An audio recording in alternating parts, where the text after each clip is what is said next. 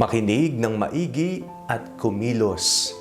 Ako po si Father Fiel Pareha at ito po ang ating segment, ang Daily Devotion, na kung saan tayo po ay magdarasal, magbabasa at magninilay kasama ng salita ng Diyos sa buong taon. Manalangin tayo. Sa ngalan ng Ama, ng Anak at ng Espiritu Santo. Amen. Halina, banal na Espiritu, liwanagan mo ang aming puso at isip, nang maunawaan at may sa buhay namin ng iyong salita. Amen. Our Bible passage for today is from the Gospel of St. Matthew chapter 7, verses 24 to 27, and I read it for you. Everyone then who hears these words of mine and acts on them will be like a wise man who built his house on rock. The rain fell, the floods came, and the winds blew and beat on that house, but it did not fall, because it had been founded on rock. And everyone who hears these words of mine and does not act on them will be like a foolish man who built his house on sand. The rain fell and the floods came, and the winds blew and beat against that house, and it fell, and great was its fall. Kapag po tayo ay nakikinig, ibigay po natin ang ating 100% pakikinig.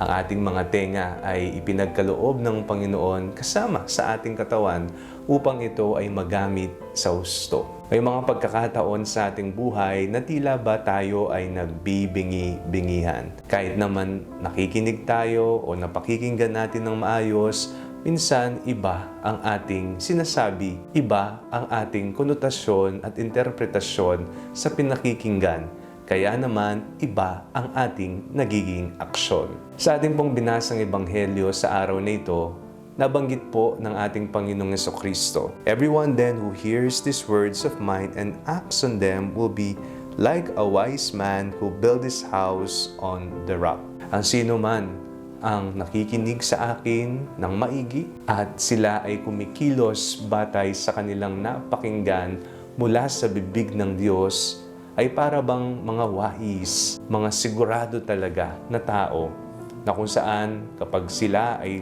halimbawang nagtatayo ng tahanan, ito ay nakaangkla, nakapundasyon sa bato. Samantalang ang nakinig naman pero hindi maigi, kaya naman iba ang kinilos, ay para bang taong nagtayo ng tahanan sa buhanginan. Kaya dumating ang malakas na bagyo, hinampas ito at ito ay natumba o nawasak. Ganon din po sa ating pananampalataya. Kung ang bawat Kristiyano ay nakikinig ng husto sa tinig ng Diyos, pakaganda po sigurong pagmasdan na ang bawat isa ay tunay na matatag at matibay, na kahit anong bagyo ang humampas sa kanila, kahit anong pagsubok ang mapas sa kanila, hindi sila magigiba ni matutumba, sapagkat alam nila na ang kanilang lakas ay nanggagaling at nakapundasyon sa salita ng Diyos. Kaya naman,